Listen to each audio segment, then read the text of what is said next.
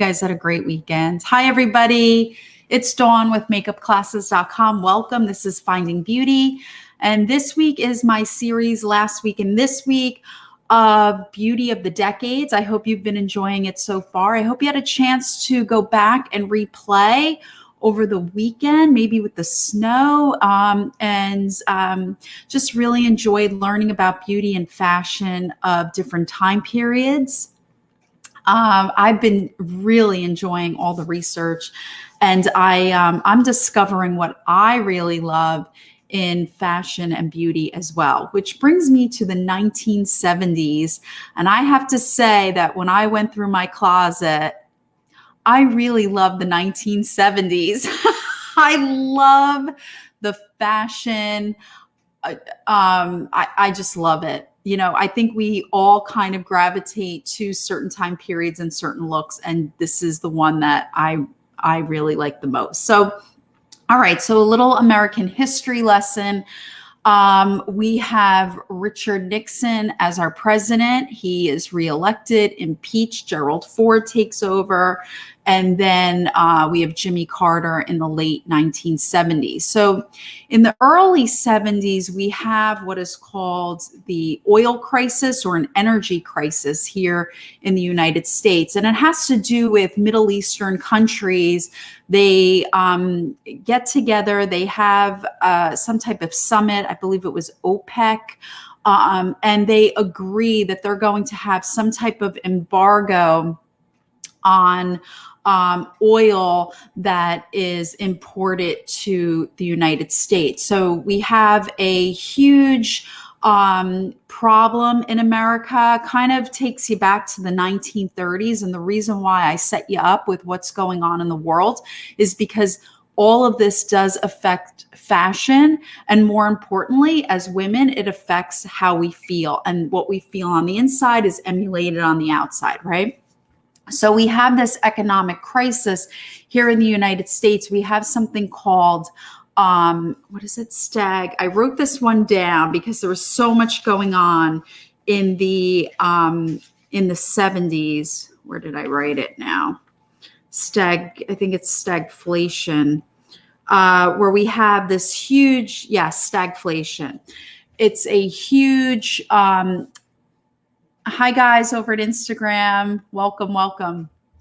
It's a huge recession. So what happened was, what happens with the stagflation is that you have, it's like this triple whammy effect in economics. You have really high inflation rates along with really high unemployment rates, and you have a low growth domestic product, a GSP,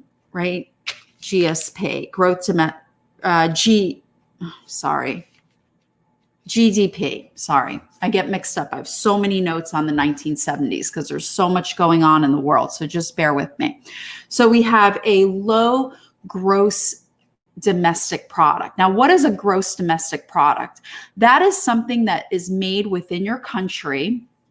All of the components of it are manufactured in your country. So we have a lower production rate in the United States. And what's happening is that the cost of materials to make things in the United States are rising.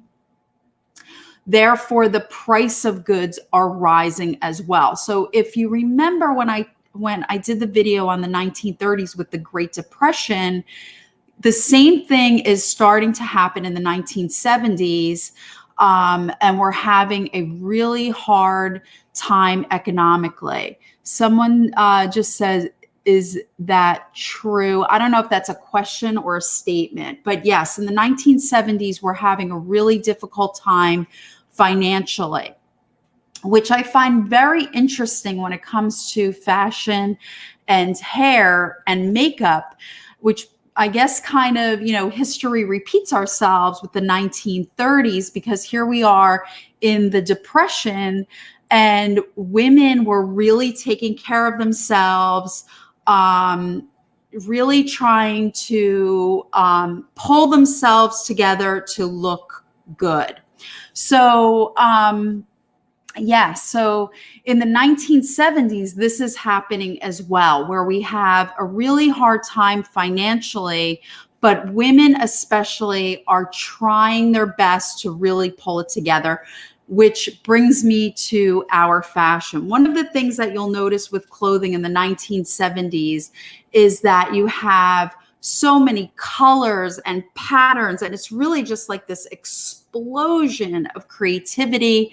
And I have one word for you when it comes to the 1970s beauty and fashion, and that word is music. This is really a time where music and fashion are hand in hand. They have the perfect marriage. We start to have something called corporate music, where record labels are creating musicians as well, and packaging bands and that sort of thing. So there's a lot of revenue that the music companies and the beauty and the fashion companies are figuring out, that even though we are having a hard time economically, and a lot of your industrial countries are having a really hard time, Japan was really the one that was flourishing because they were getting into electronics. Remember, this is the start of computers, and a lot of electronics are entering our lives as well. So what do we see with clothing? Well, we see bell bottoms and large prints and tunics and paisley and, oh my goodness, vests, pantsuits. Denim was all the rage. Remember, rock and roll really brings so much influence to clothing as well. So think disco. We have Studio 54 in New York, very short-lived nightclub, but very influential. A lot of your big stars would go there. If you weren't dressed impeccably, you weren't allowed in. A lot of famous singers as well. Hair, so many different hairstyles. A lot of your hot tools were coming out, much more development with hot tools. So you have what I did today, attempted really quick, was the wing. You saw a lot of this wing effect. A lot of layers. Layers was really in chopping up the hair.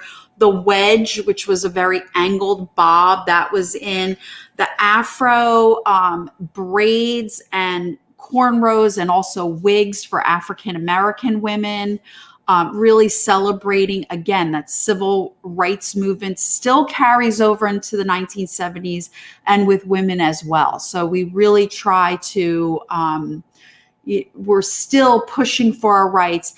And African American, Black culture, and women especially, we start to really come together and push for the same rights as well. And we saw that in the 50s and 60s as well.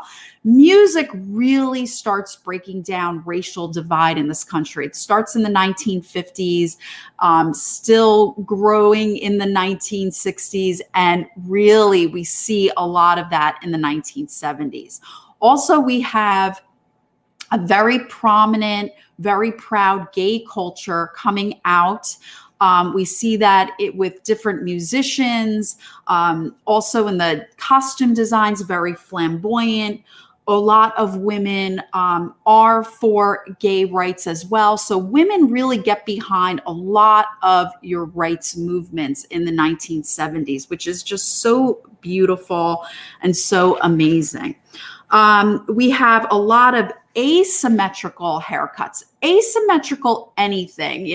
You could wear a ponytail on, like one side of your head, and that would be considered some type of asymmetrical hair design as well. Punk was big. Funk.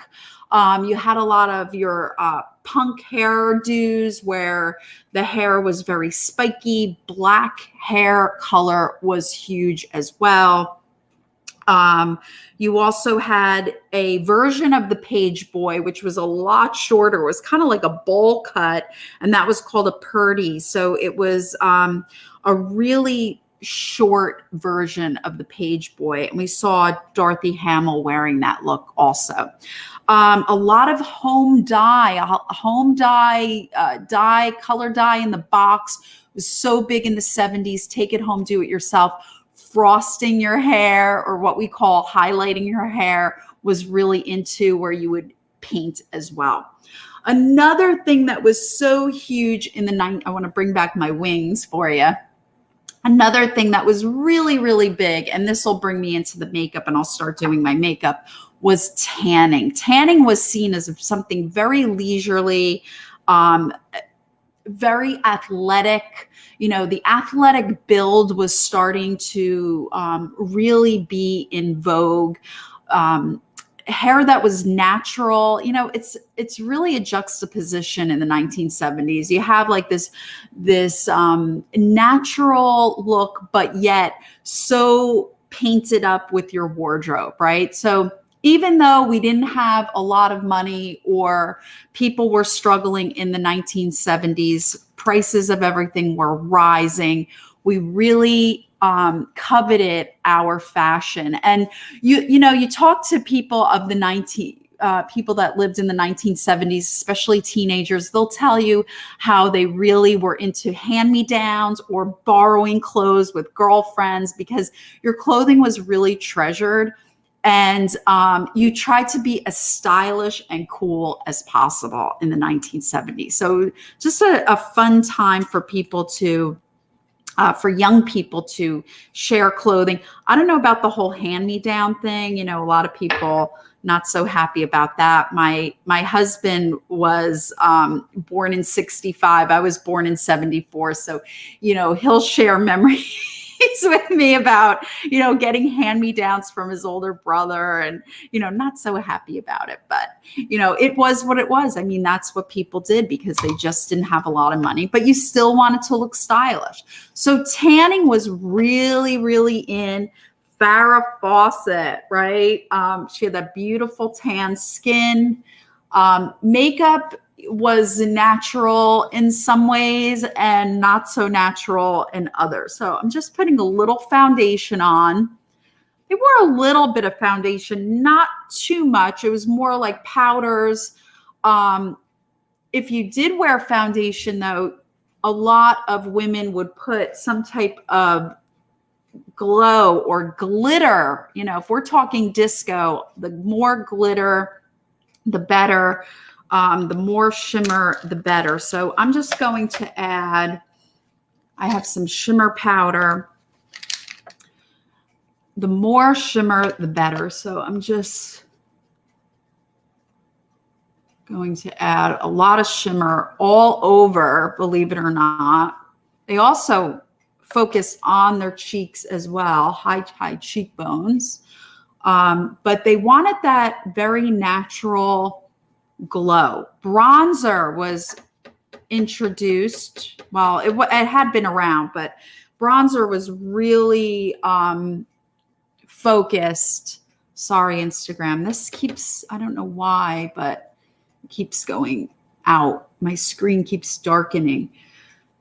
So a lot of bronzer in the 1970s. Everyone wanted to look super tan and healthy.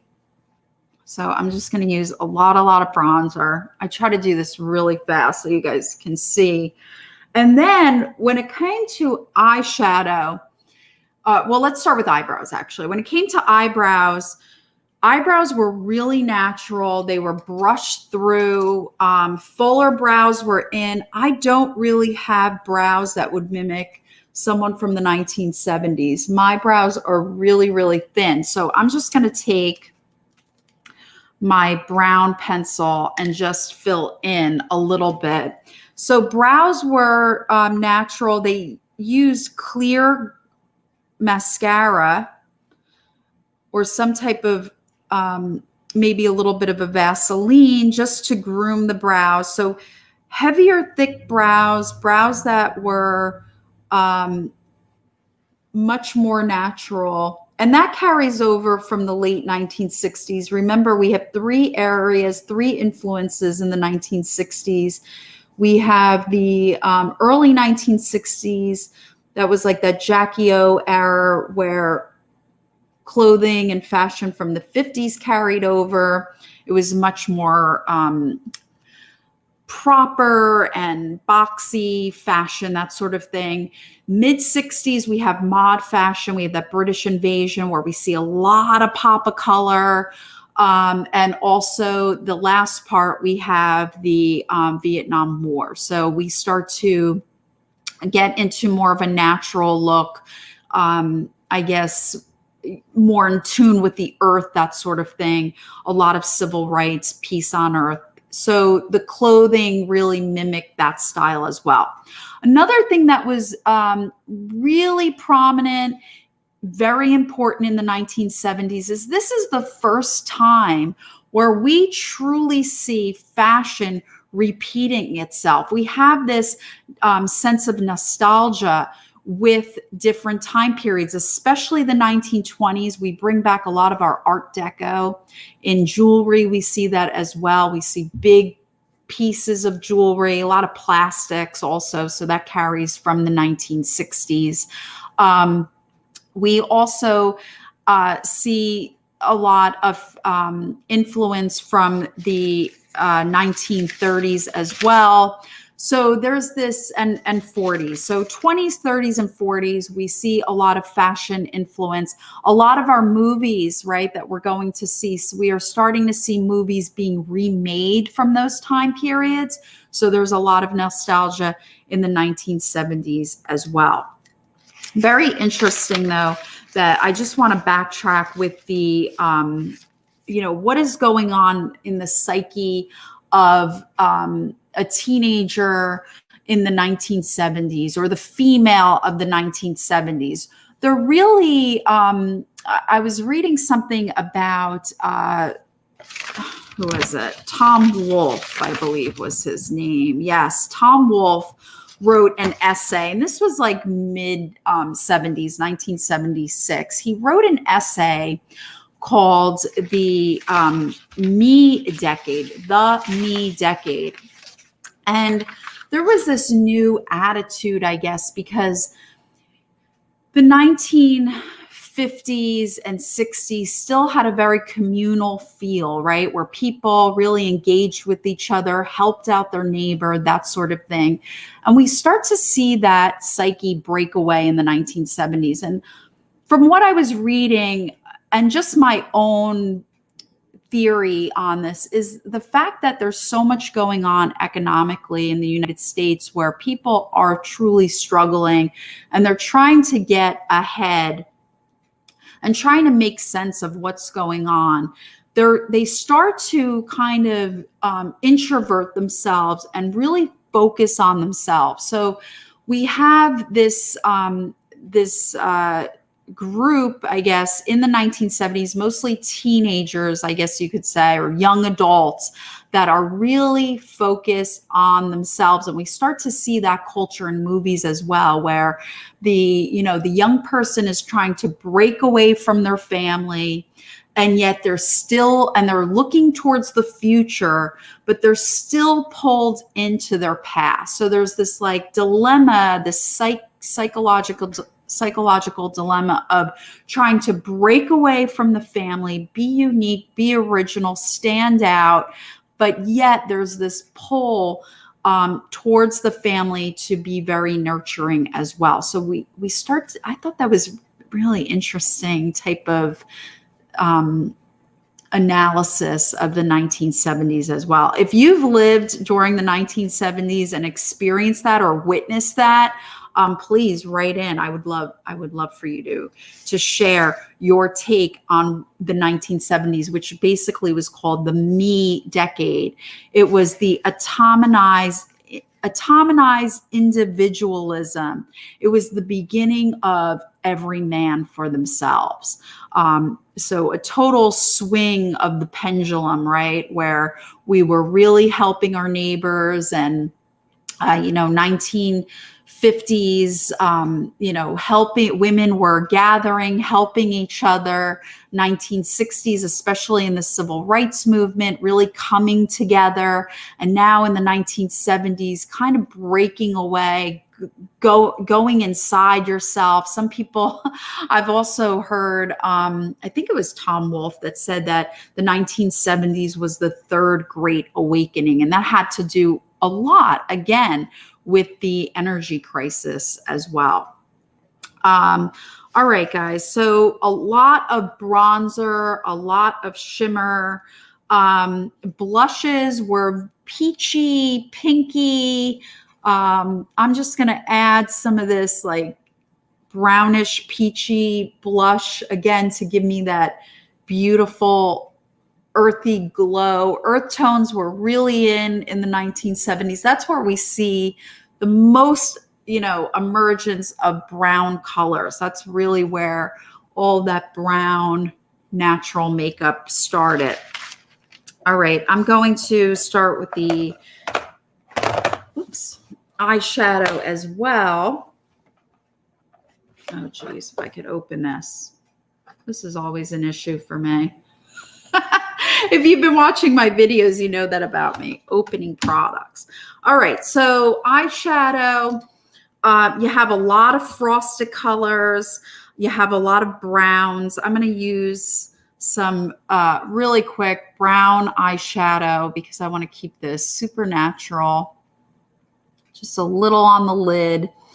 And I would say one of the signature looks of 1970s eyeshadow is the frosted brow bone. That was really, really big, where you would take your frosted eyeshadow. Everybody was doing it, no matter if it looks good or not.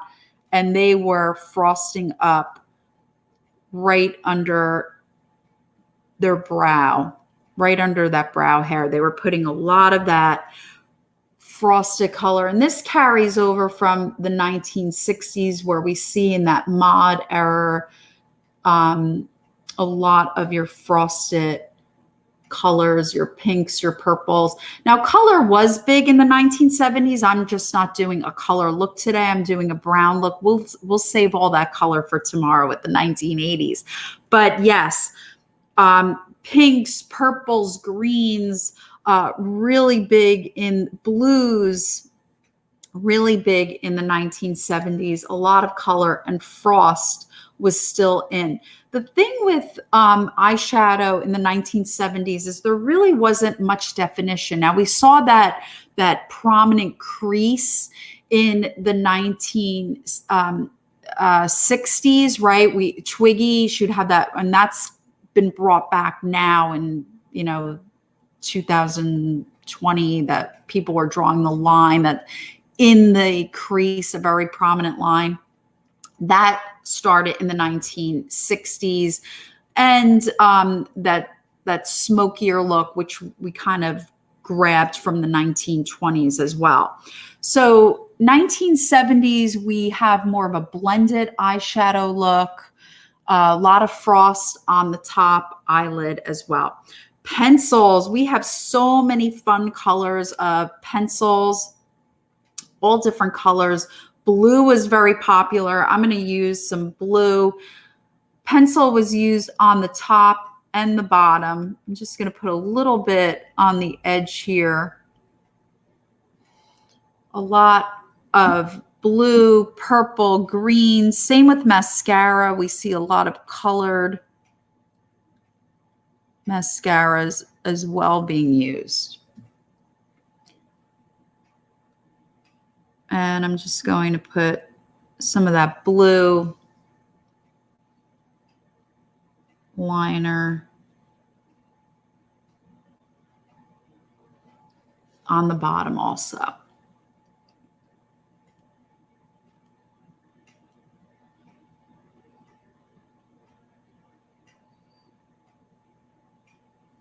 So we see liners used on the bottom, a lot of fun colors. Lashes were huge in the 60s. The bigger, the better, but they disappeared. They kind of tapered off in the late 1960s and they disappear in the 70s. Girls were using just mascara. And we see that in a lot of our beauty ads, in our magazines. Beauty magazines were very influential, as well as, like I said, music. We were looking at singers, songwriters, bands, musicians. We were going to clubs. Just such a fun time. I couldn't help myself last night. I was watching Soul Train for probably an hour. Just absolutely love that show. I remember that. I couldn't even believe that I remembered it at such a young age, because again, I was born in 74. So I do remember some things from the 1970s, but not too much. The 80s were really what I remember the most, of course, but there was so much influence and so much that I loved about the 1970s, especially when it came to television and well, I didn't really watch movies, but in the 80s, that's when I would, I guess, be allowed to watch movies in the 1970s. Sorry, my Instagram just went down. Yeah, I loved all of those. What was it? Solid Gold. That was a fun show to watch also. My neighbors that babysat me, I would look at them, and they're two sisters. They know who they are. And I just adored them. And they were, to me, they were very fashionable, and I loved their haircuts and their clothes. So I remember as a little girl admiring them as well. So a lot of influence in the 1970s. I just love the look. I just love it. I'm sure you guys have your favorite time periods too, right? So then lipstick, lip glosses. There was red. Red kind of came back in the later 1970s, but glossy lips, clear, pink, your pastels were really in with the eyeshadows and the lip as well. My lips are so dry. So I'm just going to use